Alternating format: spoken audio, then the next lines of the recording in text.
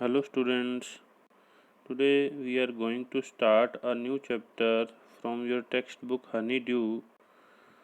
Its title is The Great Stone Face Part 1. Here you can see a face on the rocks which is smiling. Rocks के बीच में एक shape सी बनी हुई है face की, यही ग्रेट स्टोन फेस है इसमें, और वो स्माइल करता हुआ नज़र आ रहा है। Seen from a distance, hilltops and huge rocks seem to assume various shapes. अब कहते हैं कि अगर आप कहीं किसी डिस्टेंस से देखें, हिल टॉप्स जो पहाड़ियाँ होती हैं ऊंची ऊंची, उनका जो टॉप देखें, या कोई ह्यूज रॉक्स बड़ी बड़ी चट्टानों को आप देखें थोड़ा सा गैप से या काफ़ी दूरी से, तो इट एज्यूम वेरियस शेप्स, मतलब उनके अंदर कोई ना कोई शेप्स दिखाई देती है हमें। ऐसे हम आकृतियाँ सी बन जाती हैं। जैसे आप देखो कई बार बादलों में भी हम देखते हैं तो ऐसे लगता है जैसे किसी की इमेज सी बनी पड़ी है, वहाँ पर कोई शेप सी दिखाई देती है, कोई एनिमल की, कभी हॉर्स दिखाई देता है, कभी ऐसे शेप सी बन जाती हैं। तो वही चीज़ ये कह रहे हैं, दे में रिजेंबल एन एनिमल और अ ह्यूमन फिगर। तो ऐसा लगता है कि जैसे वो कोई जो शेप है वो किसी एनिमल की या कोई ह्यूमन फिगर की बन रही है वो। People attribute stories to these shapes. Attribute means to say और बिलीव। भी लोग जो है उसके शेप्स को लेकर कुछ कहानियाँ भी बना लेते हैं। सम स्टोरीज कम ट्रू, कुछ कहानियाँ सच भी होती हैं, अदर्स डोंट, और कई सच नहीं भी होती हैं। The great stone face is one such shape that reminds the inhabitants of the valley of a prophecy. What was it? Did it come true? अब ये इसमें जो द ग्रेट स्टोन फेस है वो इसी तरह की कोई शेप है जो कि याद करवाती है किसको? इनहेबिटेंट्स। इनहेबिटेंट्स मीन्स ड्वेलर्स, वहाँ के रहने वाले, उस घाटी के। Of a prophecy. प्रोफेसी क्या होता है? A statement that something will happen in future. ये एक ऐसी स्टेटमेंट कि फ्यूचर में ये होगा, इसको पहले से जैसे भविष्यवाणी कर देते हैं। इस तरह से वैली में भी एक ऐसी स्टोरी थी उस स्टोन फेस को लेकर। क्या वो सच होती है? Let's see. और वो स्टोरी क्या थी उसको लेकर, वो भी हम देखते हैं। One afternoon when the sun was going down, a mother and her little boy sat at the door of their cottage talking about the great stone face. आप ये नेक्स्ट पेज पे देख सकते हैं। इसमें एक लिटिल बॉय और उसकी मदर जो है उनके बिल्कुल कॉटेज के सामने ही वो रॉक्स हैं और उसमें वो ग्रेट स्टोन फेस की शेप बनी हुई दिखाई देती है। तो एक बार क्या था कि एक मदर और उसका लिटिल बॉय अपने कॉटेज के डोर पर बैठे हुए थे और ग्रेट स्टोन फेस के बारे में बातें कर रहे थे। They had only to lift their eyes and there it was, plain to be seen two miles away, with the sunshine brightening all its features. उनके घर से वो ग्रेट स्टोन फेस, वो शेप ऐसे दिखाई देती थी कि बस मानो कि अगर वो अपने घर के कॉटेज में डोर में बैठे हैं तो बस उन्होंने तो बस फेस ही ऊपर करना है, आंखें ही ऊपर करनी है, तो उनको बिल्कुल सामने दिखाई देता था। और हालांकि काफ़ी माइल्स दूर था, काफ़ी मील दूर था वो। With the sunshine brightening all its features. और जब उसके ऊपर सनशाइन पड़ती थी, धूप पड़ती थी, तो उसके अंदर और वो मतलब चमकता था, उसके सारे फीचर्स मतलब अलग अलग बड़ा क्लियर दिखाई देता था। And what was the great stone face? अब ये ग्रेट स्टोन फेस क्या था? The great stone face was a work of nature. ये जो ग्रेट स्टोन फेस था ये एक नेचर का वर्क था। Formed on the perpendicular side of a mountain by some immense rocks which had been thrown together so that when viewed at a proper distance they resembled the features of a human face. Perpendicular means rising very steeply, जैसे मतलब बड़े जैसे खड़े जैसे जिस side में कहते हैं ना, भी मान लो ये जो ग्रेट स्टोन फेस था एक नेचर का ही वर्क था, भी नेचुरल वो शेप बनी हुई थी वहाँ पर स्टोन्स की। किस पर? माउंटेन की एक खड़ी साइड जिसको बोल सकते हैं वहाँ पर। बाय सम इमेंस रॉक्स, इमेंस होती है ह्यूज रॉक्स, बड़ी बड़ी रॉक्स मतलब इकट्ठी वहाँ पड़ी थी, which had been thrown together so that when viewed at a proper distance. भी वैसे तो वहाँ देखें अगर तो काफ़ी सारी चट्टानें इकट्ठी वहाँ पड़ी थी, लेकिन अगर उन्हीं चट्टानों को एक प्रॉपर डिस्टेंस से देखा जाता था तो they resembled the features of a human face.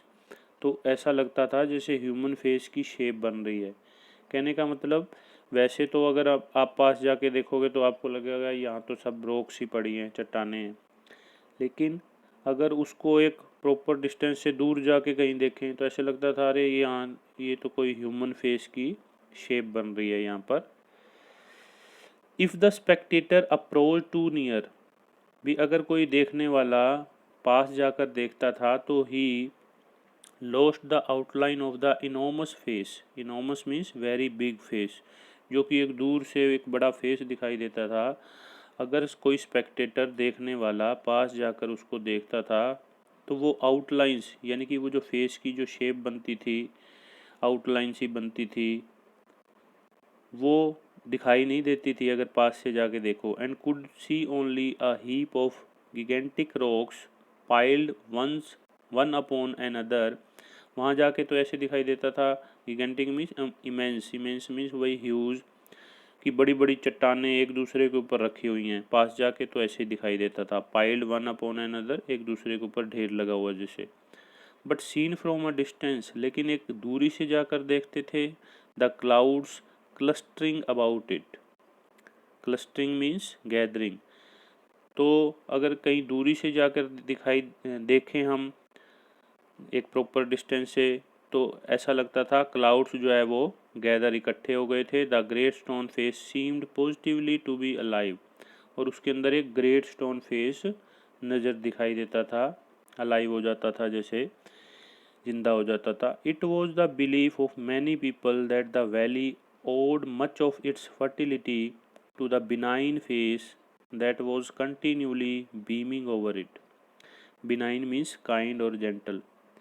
अब वहाँ लोगों का ये भी मानना था कि ये जो वैली है ना, इसके अंदर जो फर्टिलिटी है, फर्टिलिटी मीन्स जो उसकी उपजाऊपन है, जहाँ पर मतलब प्लांट्स उगते हैं उस वैली पर अच्छी जो है ग्रोथ होती है उनकी, तो ये इसी बिनाइन फेस, इसी काइंड जेंटल फेस के कारण है, उस ग्रेट स्टोन फेस के कारण है, क्योंकि वो जो है इसकी तरफ बड़े प्यार से या बड़े अच्छे से वो स्माइल करता रहता है। अभी ये इसके कारण ही यहाँ की फर्टिलिटी वैली की मतलब उसका रीजन इस ग्रेट स्टोन फेस को मानते थे लोग। A mother and her little boy, as we said earlier, जैसा कि हमने पहले बताया कि एक मदर और उसका जो लिटिल बॉय है, sat at the door of their cottage, वो अपने कॉटेज के डोर में बैठे थे, gazing at the great stone face, और ग्रेट स्टोन फेस की तरफ देख रहे थे, एंड टॉकिंग अबाउट इट, और उसके बारे में ही बातें कर रहे थे। The child's name was Ernest. अब उस बच्चे का नाम क्या था? लिटिल बॉय का नाम था Ernest. Mother said he, while the great face smile on him, I wish that it could speak, for it looks so very kindly that its voice must indeed be pleasant। अब वो अपनी mother से कहने लगा, mummy उस great face को वो, क्योंकि वो ग्रेट फेस एक स्माइलिंग फेस था, वो उसकी तरफ स्माइल करता रहता था, तो बच्चों के मन में जैसे आती है तो वो कहने लगा, मम्मी मेरी विश है कि ये काश ये बोल सकता, क्योंकि ये बड़ा ही जेंटल, बड़ा काइंड लगता है, इतना स्माइलिंग फेस है। अगर ये बोल सकता तो that its voice must indeed be pleasant, इसकी आवाज़ भी कितनी अच्छी होती भी। अगर काश ये बोल सकता तो मैं इसकी मतलब आवाज़ सुनना चाहता हूँ भी। मेरा मन करता है कि ये खुद इतना अच्छा है तो इसकी आवाज़ भी कितनी सूदिंग होगी, कितनी मन को अच्छी लगने वाली होगी।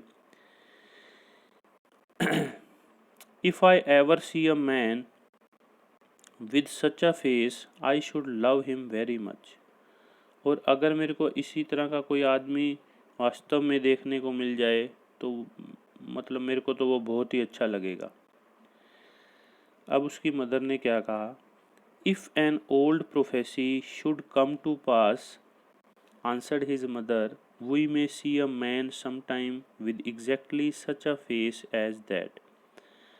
अब उसकी मदर ने उसकी विश जब सुनी भी, वो कहता है कि काश ये कोई ज़िंदा आदमी होता यहाँ पर इस स्टोन फेस की जगह, असली में कोई ऐसा आदमी होता तो मुझे बहुत अच्छा लगता वो भी, मैं उससे मिलना चाहता हूँ ऐसा।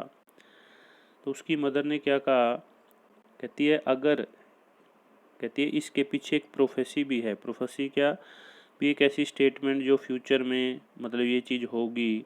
अगर वो प्रोफेसी सच हो जाती है तो we may see a man sometime with exactly such a face as that भी। उनकी वैली में एक कहावत ये वाली स्टेटमेंट मतलब फेमस थी कि ये जो ग्रेट स्टोन फेस है, इस तरह का कोई आदमी आएगा मान लो, अगर वो बात सच हो जाती है तो तुम या हम जो है इस तरह के फेस को फ्यूचर में देख पाएंगे।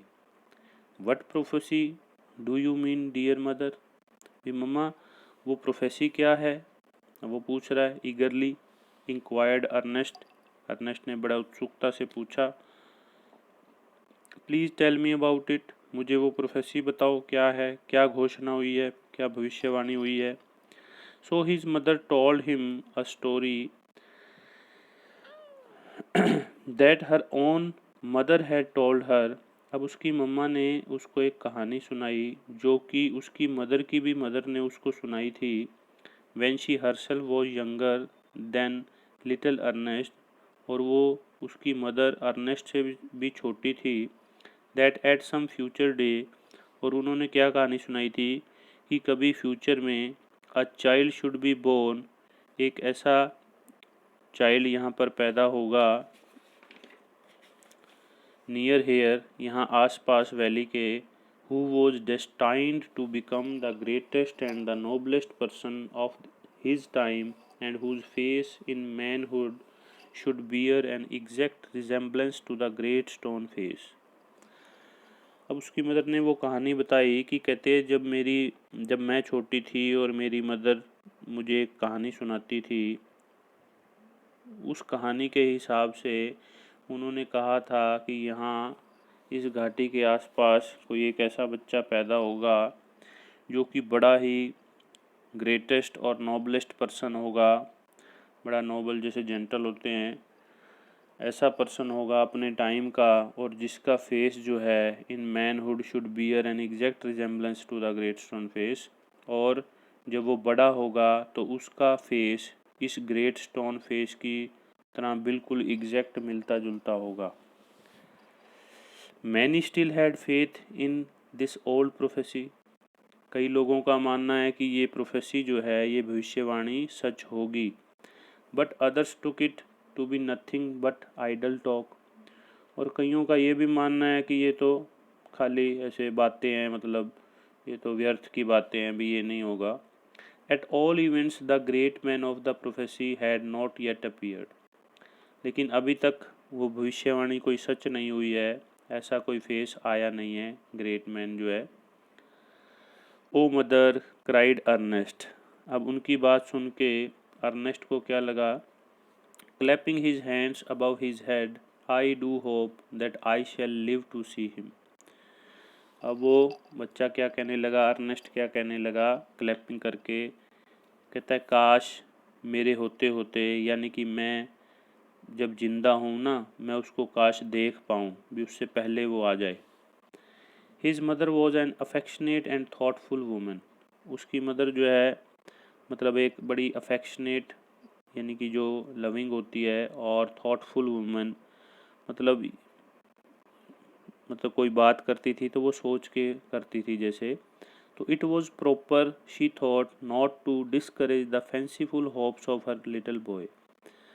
अब वो कहने को मना भी कर सकती थी, लेकिन उसने सोचा कि मेरा जो बेटा है उसकी ये जो फैंसीफुल होप्स हैं, यानी कि जो इमेजिनेशन वाली होप्स हैं, मैं इसको डिस्करेज ना करूं। So she said to him perhaps you may, कहती हो सकता है तुम देख पाओ उसको। इसको नेगेटिविटी नहीं डाली, उसके मन में भी नहीं आएगा वो, उसने पॉजिटिव रिस्पॉन्स दे दिया कि हो सकता है तुम देख पाओ उसको। And Ernest never forget the story that his mother told him. और अर्नेस्ट उस स्टोरी को कभी नहीं भूल पाया जो स्टोरी उसकी मदर ने उसको सुनाई थी। It was always in his mind when ever he looked upon the great stone face. वो हमेशा जो है मतलब जब भी उस ग्रेट स्टोन फेस को देखता था तो वो उसके माइंड में वो बात आती थी। He spent his childhood in the log cottage where he was born, was dutiful to his mother and helpful to her in many things, assisting her much with his little hands and more with his loving heart. अब वो उसका बचपन उसी log cottage में, जो cottage बना हुआ था लकड़ी का, उसमें ही बिताया उसने जहाँ वो पैदा हुआ था। और वो अपनी मदर के प्रति बड़ा रिस्पॉन्सिबल भी था, बड़ा हेल्पफुल भी था, उनके कई कामों में हेल्प करवाता था। Assisting her much with his little hand, अपने छोटे छोटे हाथों से हेल्प करता था। और more with his loving heart, और उसका दिल भी बड़ा अच्छा था, मतलब वो बड़ा काइंड हार्टेड था। In this manner from a happy yet often pensive child he grew up to be a mild and quiet youth. और इसी तरीके से क्या हुआ, ऐसे ही उसका बचपन बीता जैसे। फ्रॉम अ हैप्पी मतलब खुश तो था वो, येट ऑफन पेंसिव, लेकिन कई बार सोचता था उस बात को। ही ग्रू अप, और वो बड़ा होता गया वो बच्चा। To be a mild, mild होता है नॉट स्ट्रॉन्ग या not hard, and quiet youth, और फिर वो यंग हो गया वो बच्चा।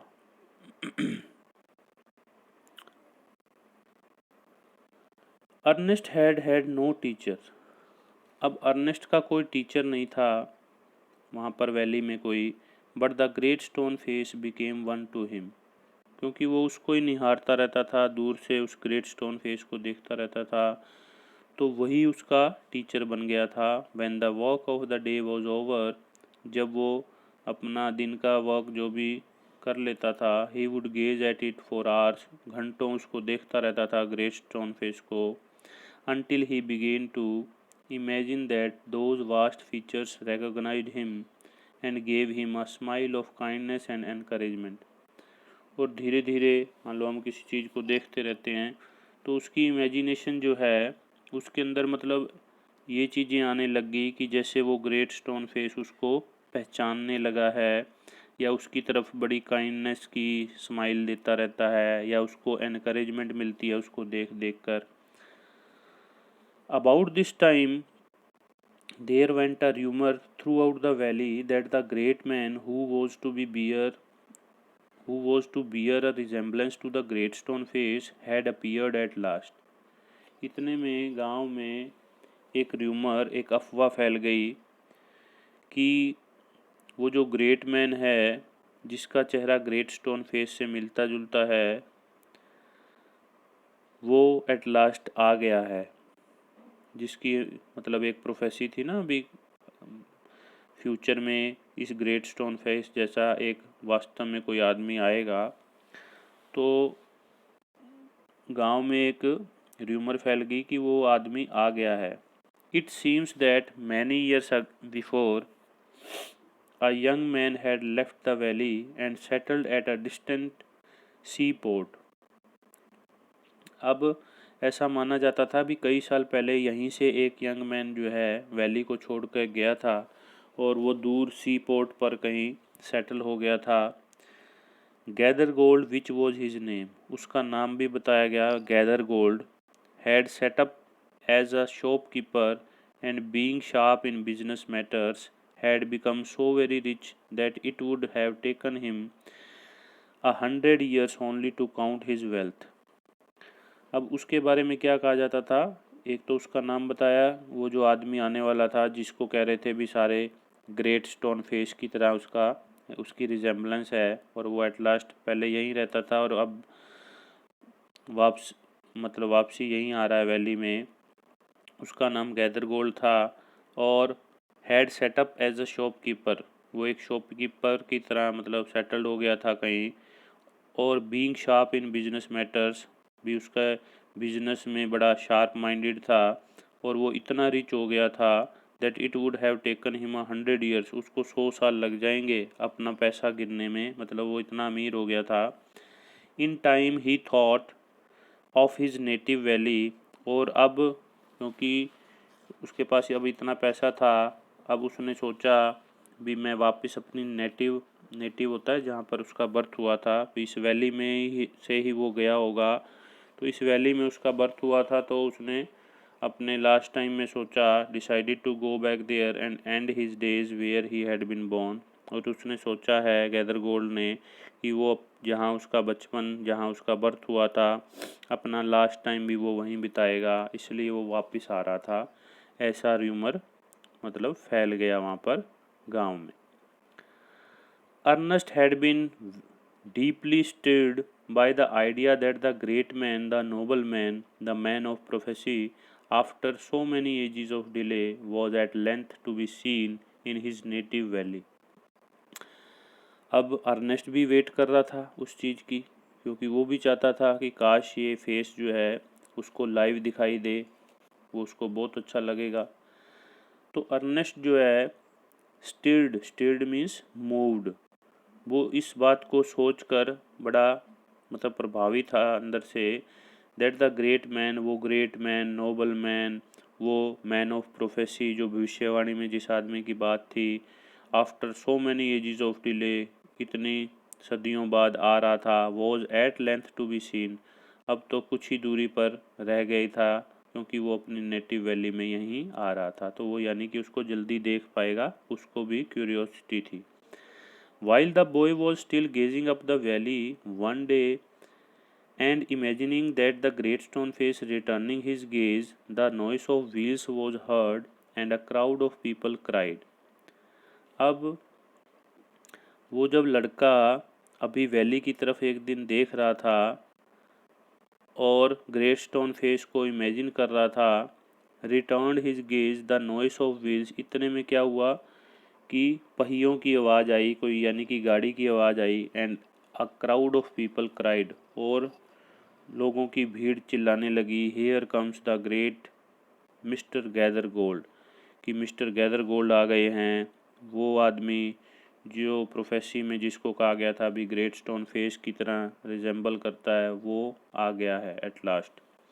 अ carriage drawn by 4 horses dashed round the turn of the road, अब एक कैरीज, एक गाड़ी जो है जिसको 4 घोड़े खींच रहे थे, कोई घोड़ा गाड़ी होगी, dashed round the turn of the road, वो रोड के मतलब मोड़ पर वो बड़े डैश मतलब एक तरीके से बहुत जल्दी से जैसे वो गाड़ी आई, within it thrust partly out of the window appeared the face of an old man with yellow skin, और उसके अंदर से पार्टली होता है भी नॉट कम्प्लीटली, थोड़ा थोड़ा चेहरा जो है विंडो में दिखाई दे रहा था उस गाड़ी में से, और उसमें से एक बूढ़ा आदमी दिखाई दे रहा था विद येलो स्किन, उसकी स्किन येलो येलो थी। The very image of the great stone face shouted the people, और लोग चिल्लाने लगे, बिल्कुल एग्जैक्ट ग्रेट स्टोन फेस की इमेज दिखाई दे रही है हमें, sure enough the old prophecy is true, और पक्का यही ग्रेट स्टोन फेस ही है, तो ओल्ड प्रोफेसी ट्रू हो गई, सच हो गई वो भविष्यवाणी। Here we have the great man at last, लोग चिल्लाने लगे, कि एट लास्ट हमें वो ग्रेट मैन दिखाई दे गया। And what greatly puzzled Ernest, they seemed actually to believe that here was the likeness which they spoke of। अब अर्नेस्ट उसको देखकर बड़ा कंफ्यूज था, पजल था कि they seemed actually to believe that here was the likeness which they spoke of. क्या उस ग्रेट स्टोन फेस और इस गैदर गोल्ड के फेस में कोई लाइकनेस थी भी जिसकी वो बातें कर रहे थे। ही turned away sadly from the wrinkled shrewdness of that unpleasant face. लेकिन यानी कि अर्नेस्ट को वो फेस ऐसा नहीं लगा कि जिसकी वजह से वो सोचे कि भी ये वही फेस है। उसको ऐसा नहीं लगा, यानी कि उसको उसके अंदर कोई लाइकनेस, उसको एक समानता नहीं दिखी। तो वो बड़ा उदास होकर उसने उस रिंकल्ड श्रूडनेस यानी कि अनप्लेजेंट जो फेस होता है उसकी तरफ से वो नज़र हटा ली। And gazed up the valley, और फिर वैली की तरफ देखने लगा। Where the stone face seem to say. अब क्योंकि वो उसको रोज़ देखता था स्टोन फेस को, तो उसको गैदर गोल्ड का फेस बिल्कुल उसकी तरह दिखाई नहीं दिया। भी उसको लग रहा था लोग ऐसे ही कह रहे हैं। तो उसने जब ग्रेट स्टोन फेस की तरफ देखा, उस गैदर गोल्ड के की तरफ से नज़र हटा के, तो ऐसे लगा जैसे स्टोन फेस, अब ऐसे लगता था भी ग्रेट स्टोन फेस उसके साथ बातें भी करता है। तो उसने जब ग्रेट स्टोन फेस की तरफ देखा तो ऐसा लग रहा था कि वो उसको कह रहा है भी he will come, fear not Ernest, the man will come. भी ऐसे लग रहा था वो ग्रेट स्टोन फेस खुद ही कह रहा है भी ये वो आदमी नहीं है, लेकिन तुम डरो मत अर्नेस्ट, वो आदमी आएगा, एक दिन वो आदमी ज़रूर आएगा। ठीक है बेटा, that's all for the day. आज के लिए इतना ही। ये फर्स्ट पार्ट आपका कंप्लीट हो गया है। इससे रिलेटेड जो भी क्वेश्चंस है बेटा वो आप अपना प्रैक्टिस नोटबुक में कर लीजिएगा। ओके बेटा, thank you, have a nice day.